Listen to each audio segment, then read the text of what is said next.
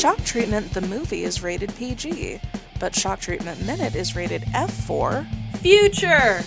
We're going to spend this time discussing the movie in gory detail, and along the way we'll talk about adult content and use adult language. Consider yourselves warned.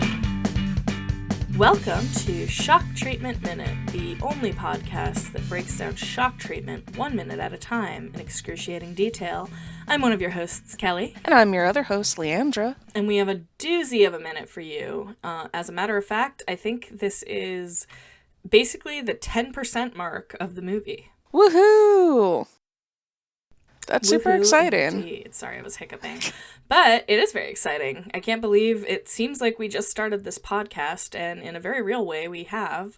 But still, we've gotten a good chunk of it out of the way already. It's almost like if you keep to a recording schedule and a releasing schedule, that the podcast that you create gets released in a normal amount of time, and you on a schedule. Yeah, and you don't take 5 years to go through 100 episodes. But that's probably crazy. But here's the thing. What is the thing? I don't know what actually happens in this minute. Oh. Well, I do. Oh. Yeah. Well, don't gatekeep. Tell me. Gatekeep. All right. In minute 9, we begin with 12 children chattering. And they're seated, legs crossed, with their backs to us, facing Macy Struthers, who is now dressed in a graduation gown and cap. The set for this commercial break is a patriotic one. It's red and white vertical stripes, and a blue box at the center kind of makes it look like a gigantic American flag. There are 13 big white stars. There's some background intro music and then a boing. Macy taps with a long pointer stick to get the kids' attention and says, "Okay, kids, let's hear the 5 F's for today." And then counting with her fingers, she says F for, and then there's a quick shot of 2 kids in front of a blue screen with gigantic white lettering. The next series of scenes switches back and forth between Macy saying F4 while counting on her hand and different numbers of children jumping up in front of a blue screen with the associated F word and gigantic all caps behind them and the lettering's in white. So the entire series goes F for Farley, F for Flavors, F for Fabulous, F for Fast, and F for... And then during that one, Macy kind of does this whole hand wave of 5 fingers in front of her face, and the kids conclude with food, and then they go absolutely feral. They run around and then off stage, and the camera pans to an extremely... I'd say it's an unfortunate logo that I don't think is supposed to be a swastika at all, but I understand why people have a hard time with it. It's 5 blue F's arranged in a circle with a star in the middle and several stars around the blue circle border, and then a voiceover comes in as an animation of the logo appears. The starry circle border rotates counterclockwise, while the F's in the logo collapse in on themselves clockwise. The voiceover says, "First and foremost, Farley Flavors, fabulous fast foods, feed and fortified families for a fabulous future." The upbeat jingle music plays underneath the voiceover and includes another boing, but it's quiet and not at the end. We immediately cut back to the Denton dossier set, with Betty and Oliver standing in front of the newscaster desk. The slutty floor manager removes his headset and walks off screen, and a disembodied voice says, "Stand by for marriage maze, strike Denton dossier." Betty and Oliver start walking away from the Denton dossier set and walk past the audience. Betty says, "Thank you so much, Judge Wright, for another wonderful interview." And he responds, "Judge Wright, oh, go off, Betty. First name terms, surely." They pass by Macy and Ralph, who are lounging on the audience steps like fucking degenerates. They share a quick little chuckly moment, and Betty says, "Oh, Oliver, you're so tolerant. Time for a coffee break before you rush off?" And Oliver says, "I'd love to. That is, if you don't mind being seen with an older man." And then Betty flirtatiously responds, "Why, Oliver, since Ralph and I separated, maturity is something I look for in a man." And they giggle, and Betty picks lint from Oliver's name tag a bit. And that's how the minute ends. What a great minute. It's so good.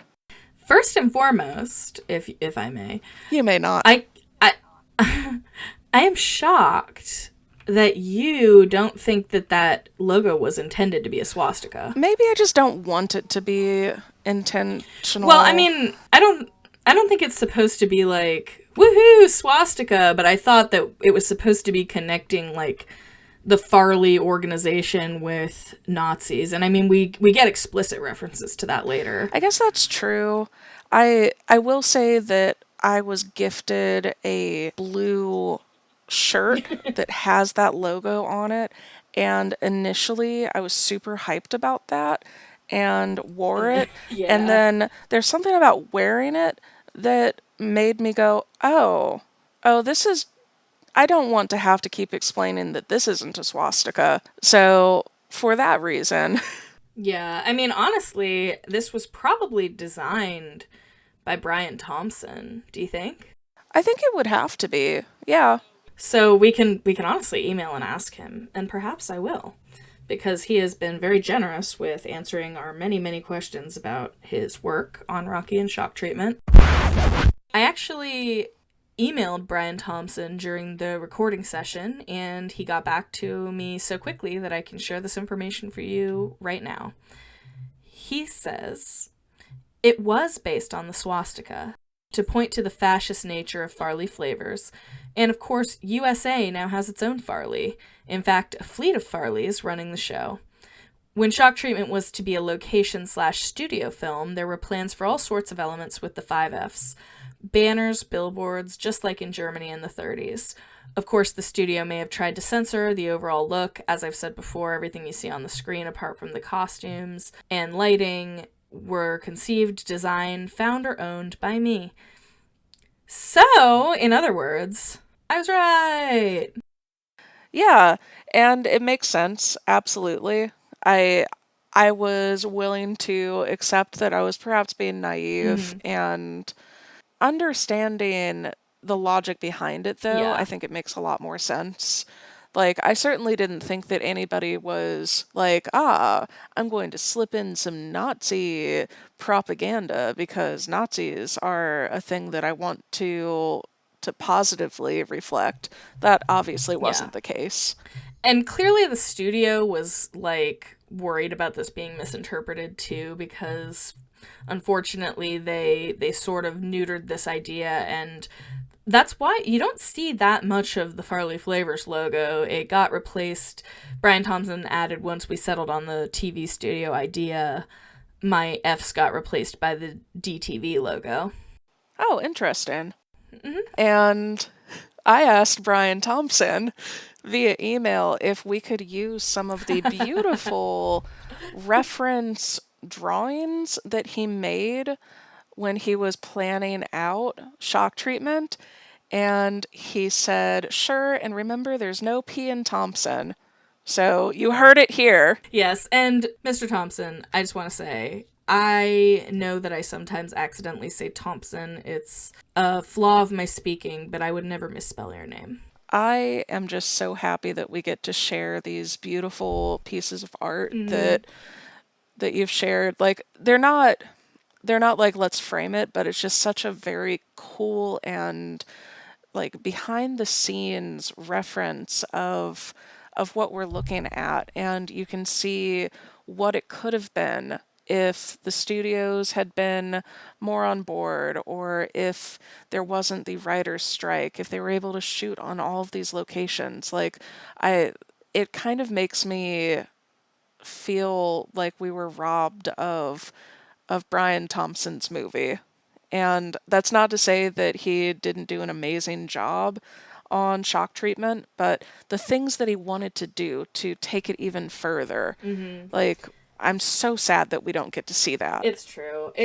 The amount of thought and love that so many different creative people, of course, Brian Thomson, Sue Blaine, Richard O'Brien, but like all of these different people came together with so many ideas and genuine care. And that's why, like, even if people don't love shock treatment, you have to appreciate how much this isn't like some schlock that was just cranked out by a studio to make money. Like, there was artistic vision involved. I feel like with this one, the the choices made on an artistic level were so personal, Yeah. and the people knew each other and interacted in these like intimate ways, really. And that's why the design feels so much more detailed and neat, even from Rocky, at least for me. 100%. And that's just one of the many reasons I love it. So thank you again, Mr. Thomson, for being kind enough to answer our many questions, and I think provide, create a record of some really valuable information. Absolutely. And I am so sad that I'm the one editing this because I'm starting to become Well, baked. we're done. We can end this clip, I think, because we're putting it in like the middle of an episode, right? Yeah. Weed. Woohoo! But I have always taken it to be and I agree, that shirt is awesome, and yet you can't wear it in public. Because, I mean, that it would be shocking if it was unintentional, because it is so, so strongly similar to a swastika. Yes. I mean, if you took one of those F's away, it would be basically just a swastika. 100%. So, but yeah, I mean, I always took it as, because, I mean, spoiler alert, but we get like verbal confirmation from Bert that he is a former Nazi later in the movie.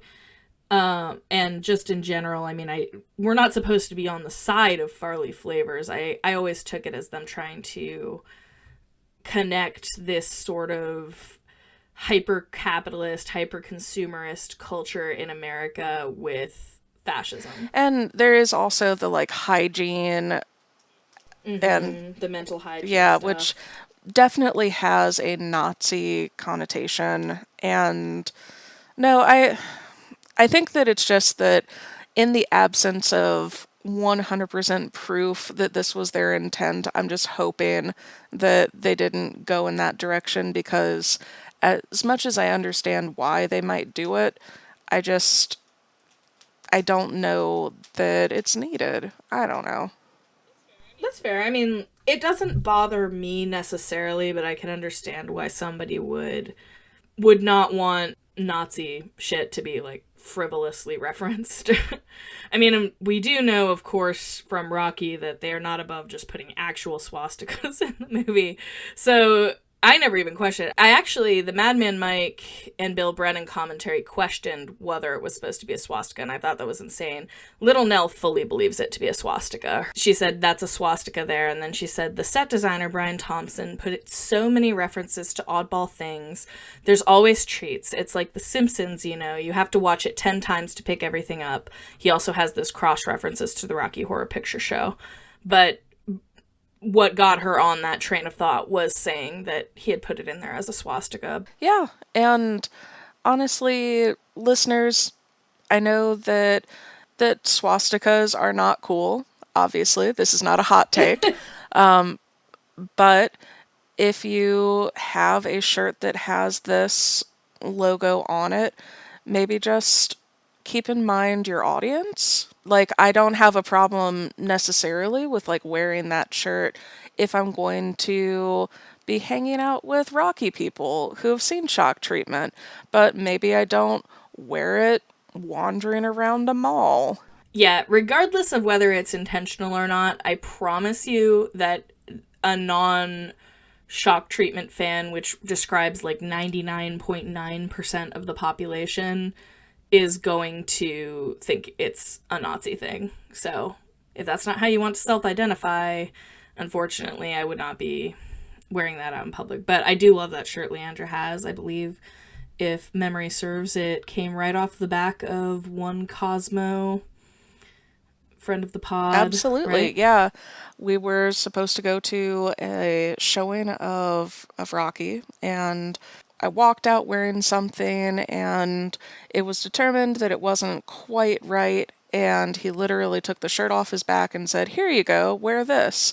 And yeah, Yep. It's to this day one of my favorite shirts. It's extremely comfortable, but not not exactly a wearing out and around town shirt. Unless you're going to Rocky. You wear it pretty often to our Rocky shows. Like, Yeah, yeah. particularly if I'm not emceeing and Yeah. I just want a shirt that I can change out of and back into, then yeah, it's a good one because it is so comfy. I don't often or ever possibly. I don't think I've ever worn it emceeing because that's optics that I don't necessarily want to have to explain. 100%. Yeah.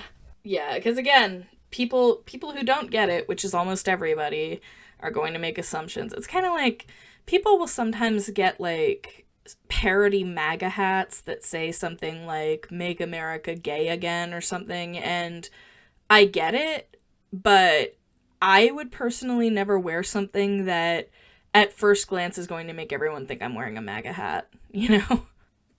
I also noticed we get that bounce sound again. We do. The boing. I Yeah, the same one that we were confused by at the beginning of the movie after the narration, the barn. It makes a lot more sense here because there are children and there's kind of a goofy childlike moment here. Yeah, it definitely makes more sense here than just randomly apropos of nothing. So, Yep. After a after a pretty like straightforward opening narration. I wonder if they bought the rights to this sound effect and they were like, "You know what? We're just going to use it however often we can." Yeah, I mean maybe they were just feeling like getting a little silly with it, which I can certainly appreciate. We like silly. We do, clearly. But Leandra, Yes. these children in costumes. Well, okay, before I even get into the children, what a what's your take on the costumes? So, I actually went through and tried to confirm what all of the kiddos are dressed as. And just to do a quick rundown of that, we've got two different kids who have football helmets, and one is in a full football uniform with padding, and the other one is just like holding a helmet at the beginning and wearing a tan jacket and blue jeans. But he loses that helmet by the time he pops up for his F word cameo. We've got a kid with white ribbons in her hair, dressed very girly in a white dress. One of the kids is a baseball player. There's a kid wearing cowboy attire, and he's got a fake gun he's waving around, very Texan. There's another kid who looks like he's wearing a cowboy hat on top of a baseball cap. There's a ballerina with a trucker hat on, a kid in a sailor suit with matching sailor cap worn jauntily.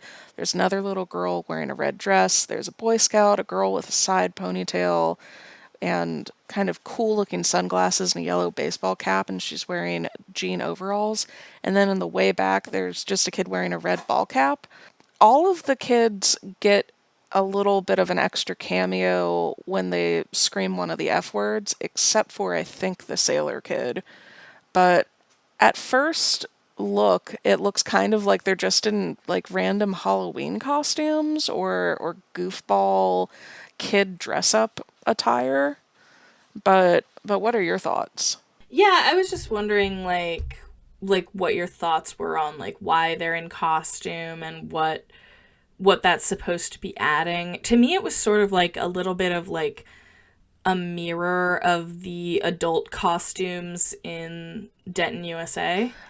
Oh, I can see that. Like there is the ballerina and that's kind of the cheerleader outfit, and spoiler alert, you'll see the cheerleaders in something very similar later on. Well, and I didn't necessarily mean one to one, but just like conceptually it's like a bunch of like pretty like classic like all American stuff. Like I mean, it's an American football costume. That alone is a uniquely American thing.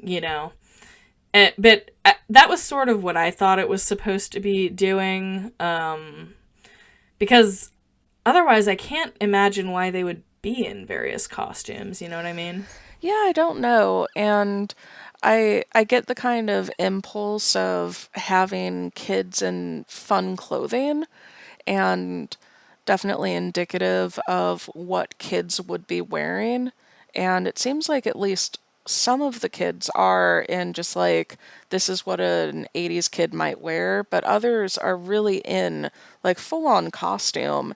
And I don't get it. Yeah. But you've done a little bit of research and figured out the names of two of the kids. Right. And I guess figured out might be a little generous, but in the commentary, Patricia Quinn excitedly announced that her son was one of the children, the one with the bow and arrow. His name is Quinn Hawkins. I thought it was kind of cute. Obviously, his first name is her maiden name, right? Or Yeah, is Patricia Quinn her maiden yeah. name? Okay, so and that was to me a charming kind of archaic practice. Maybe it's still common in Britain, but in the U.S. at least, that's not very common to name your children after the mother's maiden name to kind of keep the family name going. But it works out very well if your last name is a common first name as it is. So anyway, Quinn Hawkins is the one with the bow and arrow, and Linus O'Brien is in it too. And initially, she just said, "And Linus," and she said, "It's a family affair," which I thought was very cute. But I didn't. It wasn't clear which child she was talking about being Linus O'Brien. So I asked Linus O'Brien. He follows us on Instagram, so I decided to see if he'd be willing to confirm with us, and he did. He said he is the one in the blue letter jacket that says fast.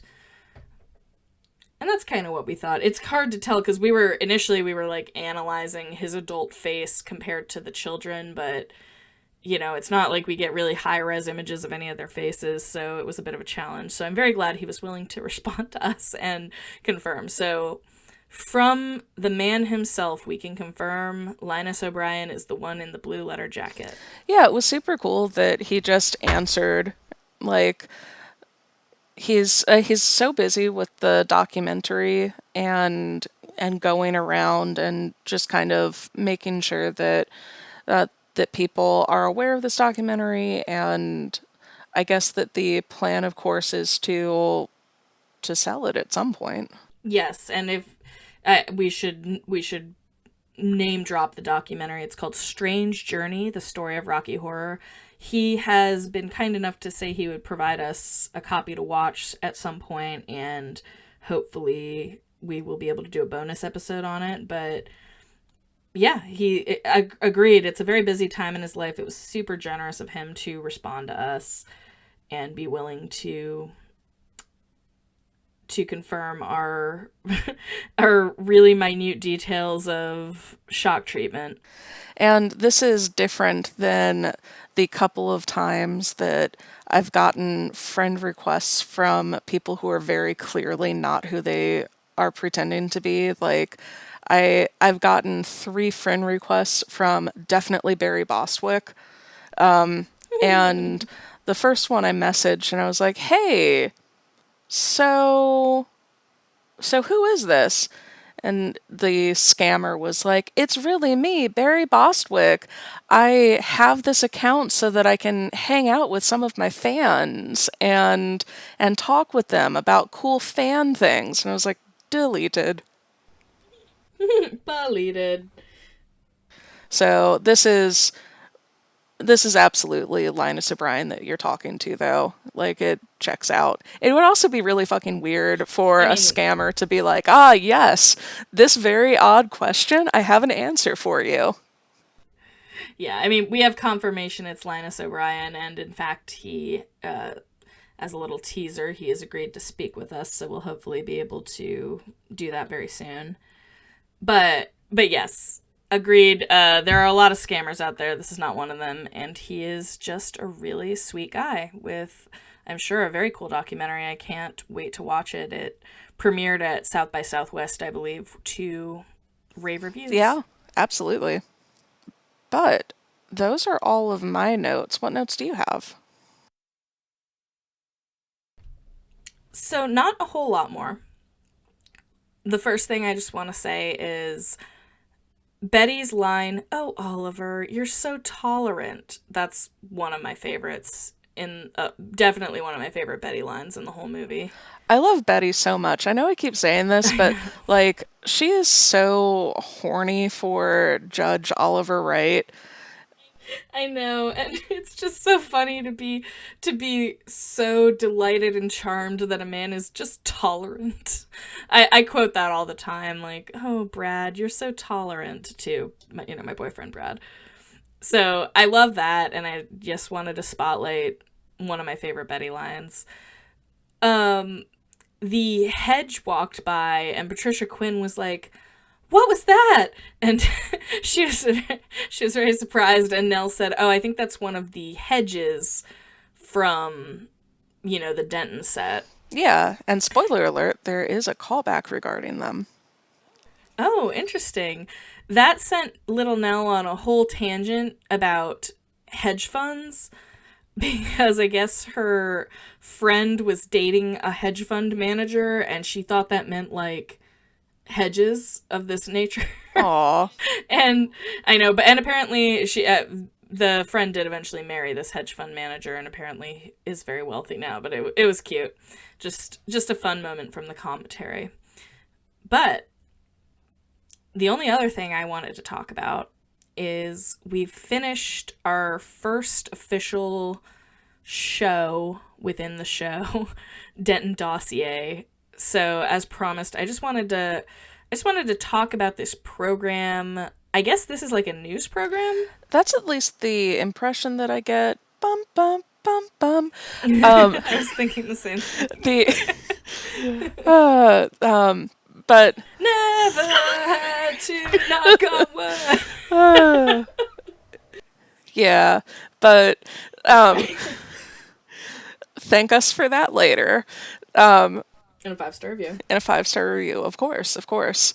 I think that based on the way that it is set up to look kind of like a news anchor, like desk, and there's nothing like super flashy going on with it. I think that that's probably supposed to be like the news. Agreed. But so here's the thing. The entirety of this program is shown, and it is that Denton anthem, a like three line of dialogue conversation between Betty and Oliver Wright, and then she announces a commercial break from which the show does not return. Yeah, I mean, news is a fucking bummer, Kelly. That's fair, and I mean, I guess how much news can you really have when you're just trapped in a studio for all eternity? I mean, I guess all they really had was Judge Oliver Wright's thoughts on it. And it's also like, why were they even interviewing him? And not that he wasn't really interviewed, except for her asking him what he thought of the anthem. So, like, it's like, why did we have Denton's leading social scientist on for this? Anyway, lots of questions that may or may not be answered. It's interesting to me because, honestly, all of the rest of the television programs that I can remember, at least, make sense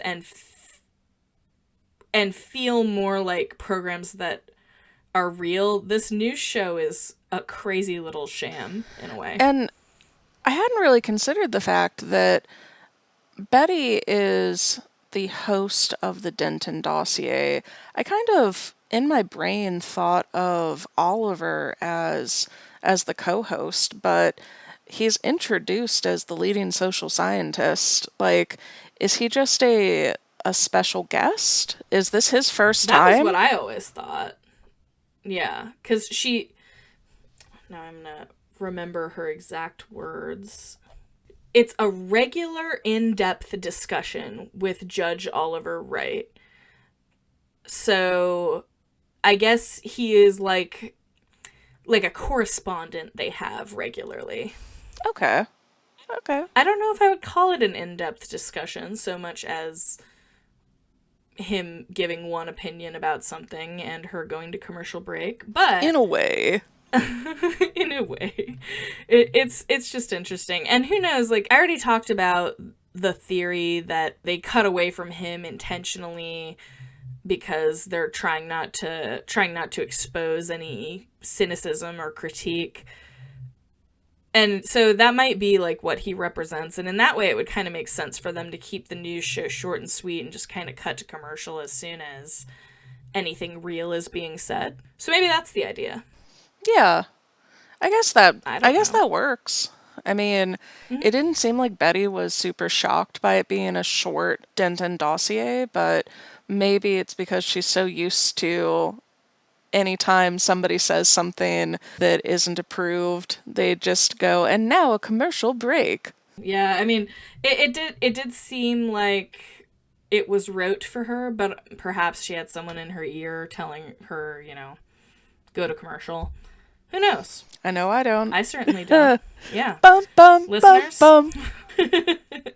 But that is all I have. What are your callbacks? Okay, you ready for this? Da da da da da. I have no callbacks.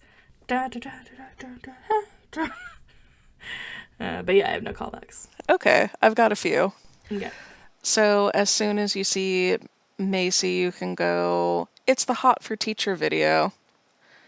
And then as Macy says, okay, kids, let's hear the 5 F's for today, you have this real opportunity to say a lot of different F words. And in the script that I downloaded via the Wayback Machine, the person who created this said that in the Kansas City cast, the regular Frankie fans, they prefer to make all 5 F words make a complete sentence. So Farley flavors fingers fat females. Which is fun. Call me Farley Flavors. Yeah. I, for one, though, really enjoy just yelling fuck for all of the F words because the audience Yeah. gets it immediately, and it's just like it's so easy to remember that and not go, oh wait, what was the next bit? And I should have remembered that because I heard that the first time I watched it with you and it killed me, and I do it every time, which is pretty often because this commercial break appears on the soundtrack. And then when Judge Oliver Wright says first name term Shirley, huh? You can say don't call me Shirley, which is fun. Classic airplane. When Betty says you're so tolerant, you can go old, time for a coffee break, blow job. Before you rush off, you can go before you fuck off, or you can go back to a Rocky Horror callback and say, yay, Rush. And then when Oliver says, I'd love to, you can say 2 blowjobs. You can say, here comes Janet's bush. And that's when the hedge comes by. It's the E-shaped bush. And you can yell, it was a vowel movement. And then, this one is so fucking stupid. I love it so much. Spelling test, why Oliver spells Yolliver. That's silly. And then, since Ralph and I separated, maturity is something I look for in a man, and then you add that and a big dick. And those are the callbacks for this minute. All right. Well, in that case... Hey, Kelly. Yes, Leandra? I've got something to ask. Uh-huh. Does this bird belong to you?